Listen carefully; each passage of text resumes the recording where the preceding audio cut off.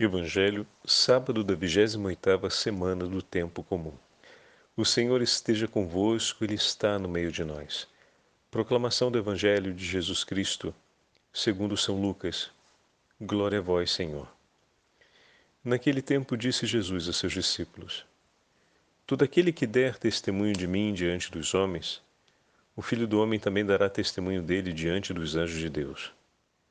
Mas aquele que me renegar diante dos homens, será negado diante dos anjos de Deus. Todo aquele que disser alguma coisa contra o Filho do Homem será perdoado.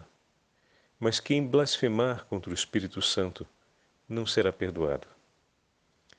Quando vos conduzirem diante das sinagogas, magistrados e autoridades, não fiqueis preocupados como ou com que vos defendereis, ou com o que direis, pois nessa hora o Espírito Santo vos ensinará o que deveis dizer. Palavra da salvação.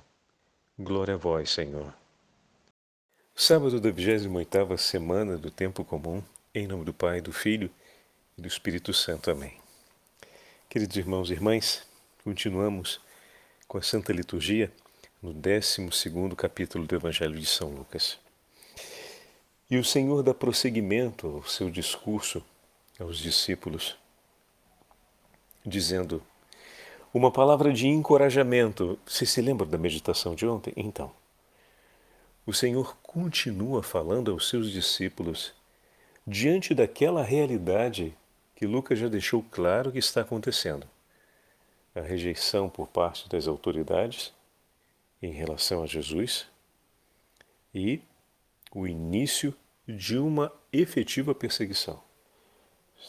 Então estamos no caminho, no itinerário rumo a Jerusalém, em um momento muito tenso, em que as autoridades dos judeus romperam com Jesus e agora se unem, ou seja, se organizam para colocá-lo à prova de diversas maneiras e modos, o que significa dizer que se estabelecerá uma frontal perseguição e hostilidade ao Senhor. O Senhor, então, no seu discurso, ou melhor, no discurso recolhido por Lucas, na sequência do 12º capítulo, está preparando os seus discípulos para esse tempo difícil, para esse tempo de prova, para esse tempo onde a confiança em Deus deve ser redobrada. Então, na sua vida você também já passou por situações assim, né? Onde as provas, elas chegam até nós e nos obrigam a termos uma atenção, uma confiança redobrada no Senhor. Ontem o Senhor encorajava os seus discípulos dizendo: não tenhas medo. A vossa vida, ela é amada e pensada por Deus. E Ele usa a imagem dos pardais e dos fios de cabelo. Como Deus nos pensa e como Deus cuida de nós. Como Deus entende o nosso valor e se importa conosco. Não tenhas medo, porque a vossa vida, mesmo diante das tribulações mesmo diante das tribulações que vão acontecer, ou seja, mesmo diante dessas nuvens de tempestade que começam a surgir no horizonte, não tenhas medo, porque Deus se importa convosco e a vossa vida está em suas mãos. Como é bom, meus irmãos, reconhecermos essa verdade. Que o nosso Deus nos diz para não termos medo e nos assegura que a nossa vida está nas mãos dele. O que vamos temer diante dos perigos e das dificuldades da vida quando o próprio Deus prometeu cuidar de nós? Quando o próprio Deus declarou que ele se levanta por nós? E agora ele diz: todo aquele que der testemunho de mim diante dos homens, eu darei testemunho dele diante dos anjos de Deus. Olha que promessa, olha que grande consolação do Senhor. Vamos seguir diante de um tempo difícil e depois de tudo que o Senhor disse para os seus discípulos, agora ele acrescenta ainda mais isso. Ou seja, deem testemunho de mim, permaneçam comigo e eu darei testemunho de vós diante dos anjos do céu.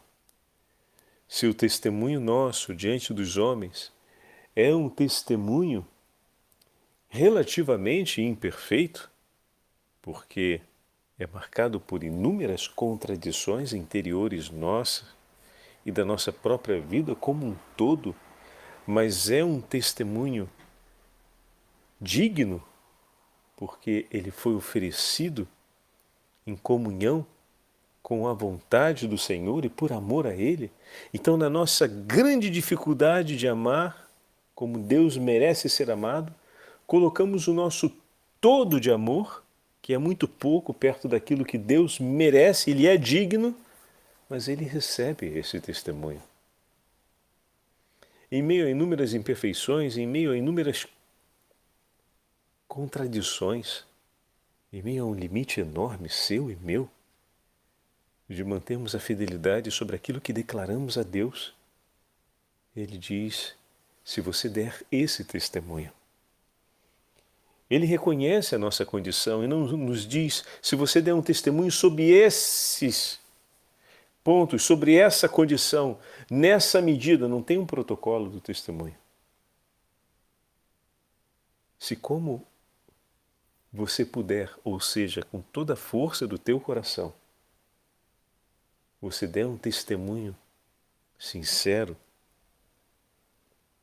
de mim, aí Ele, como Deus, vai dar um testemunho sincero a nosso respeito diante dos anjos. Meu irmão, que isso? Olha a desproporção entre um testemunho e outro. Olha o valor com a qual o Senhor retribui o que oferecemos a Ele. Olha a medida da generosidade de Deus por você na eternidade.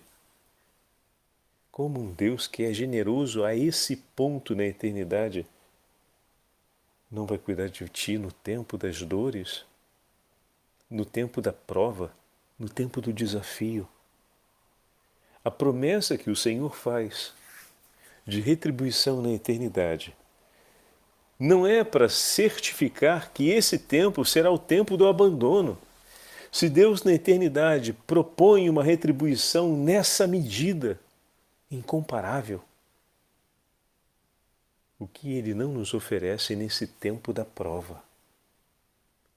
O quanto de consolação o Senhor não nos oferece nessa prova? Não é sem razão que Ele vai dizer, quem deixar pai, mãe, filhos, avós, propriedades, avós foi o que acrescentei, agora não sei porquê, propriedades, terras, etc., por causa de mim, do Evangelho, receberá 100 vezes mais com perseguições.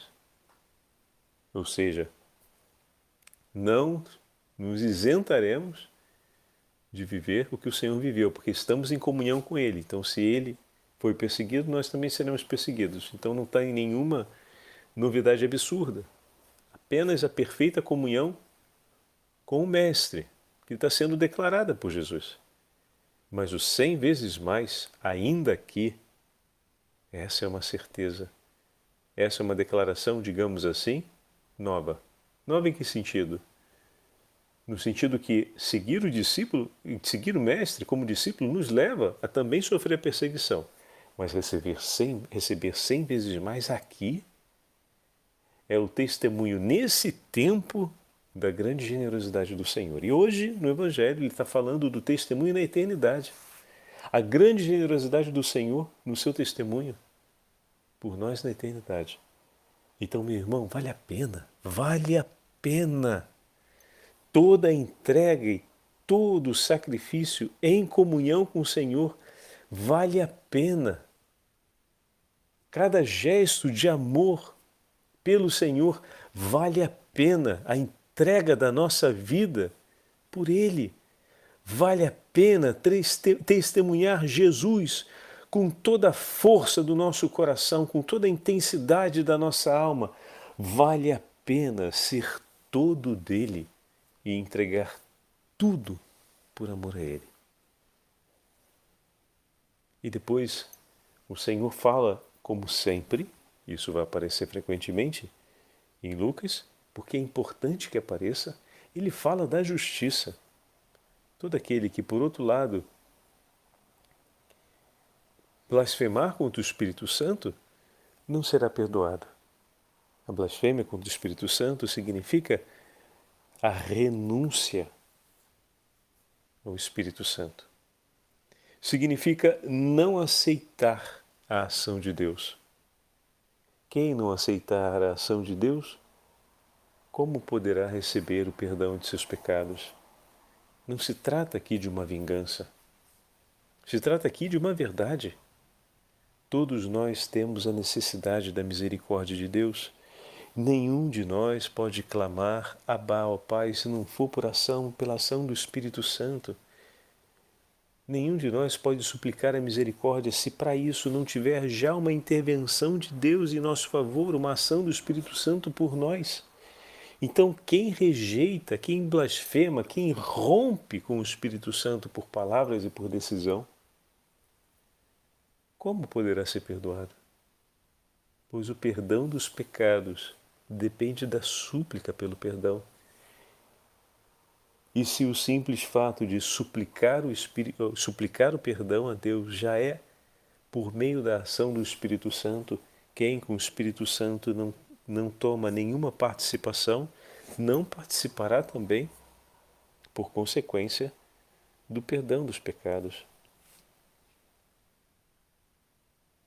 Agora, todo aquele que cometer, por mais grave que seja o pecado, mas no seu coração aceitar a presença de Deus, a ação de Deus, o poder de Deus, encontrará o perdão. Porque não há pecado que não possa ser perdoado pelo Senhor. E toda a ação do Espírito Santo no homem leva o homem a desejar a misericórdia de Deus. E Deus será e é misericordioso por nós. O desejo ardente de Deus é operar no coração do homem para levá-lo a suplicar, a esperar, a suplicar, a confiar na sua misericórdia. Por isso não há pecado, guarda bem isso firme no seu coração, que o Senhor não possa perdoar.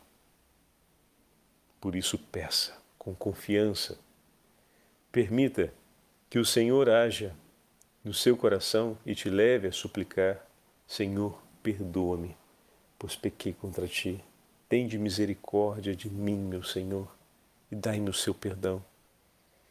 E o Senhor se levantará por nós. Depois Jesus volta em seu discurso à continuidade das consequências. Assim como ele foi levado, diante de Pilatos, foi levado diante do Sinédrio, foi levado diante de Herodes. Aquele que foi levado nos diz, aqui obviamente antes disso tudo acontecer, mas nós já conhecemos o testemunho do nosso Senhor quando recebemos o Evangelho. Então podemos ler já pensando nisso, que aquele que está declarando testemunhou essa verdade. Então não é uma possibilidade, não é uma promessa apenas. Já existe um testemunho do cumprimento dessa verdade, que nos assegura que essa promessa também se cumprirá em nossa vida. Nós já temos o testemunho, já temos uma alegria sobre a qual depositar a nossa esperança. Pois aquele que nos diz, quando vos conduzirem diante das sinagogas, dos magistrados e das autoridades, não fiqueis preocupados com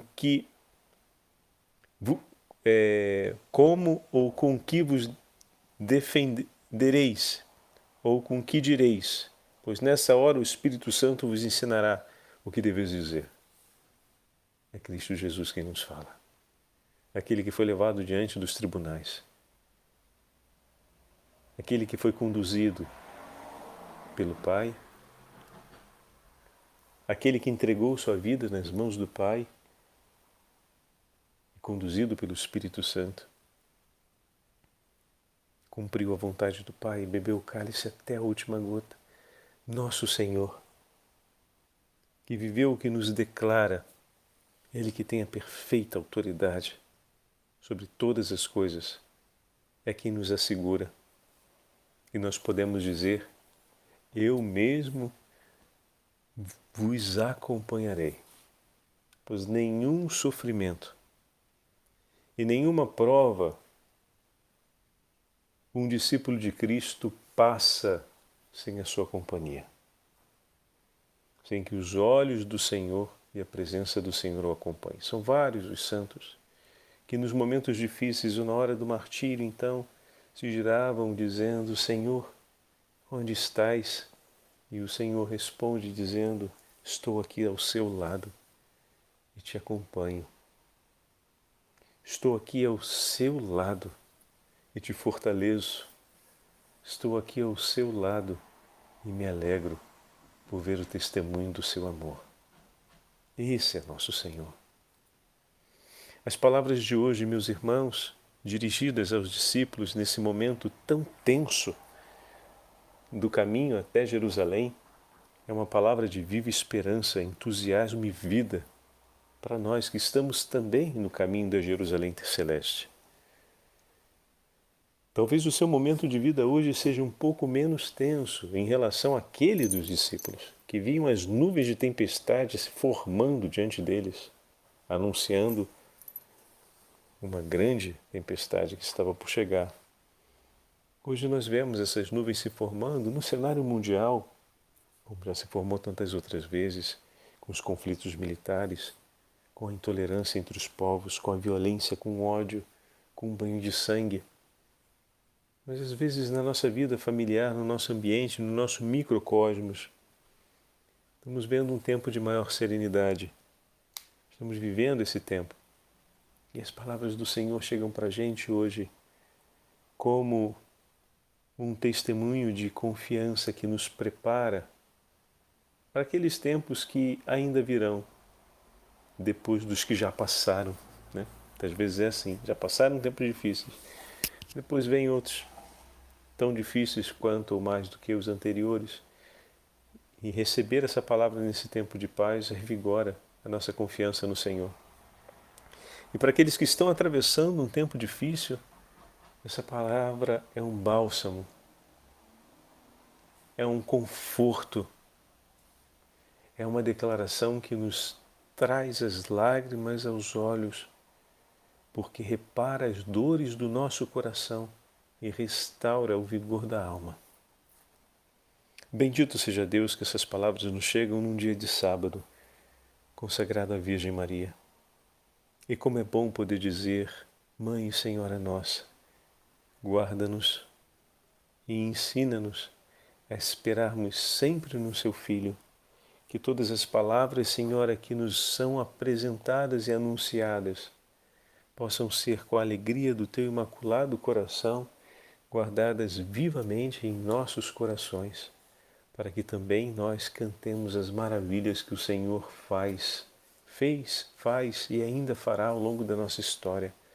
Nós queremos ser os cantores nessa geração das maravilhas de Deus, para que a geração futura, conhecendo e desejando viver em comunhão com Ele, cante em eterno os prodígios do Senhor. O Senhor esteja convosco, Ele está no meio de nós. Pela intercessão da Beatíssima Virgem Maria, Mãe da Igreja, abençoe-vos o Deus Todo-Poderoso, Pai, Filho e Espírito Santo. Amém.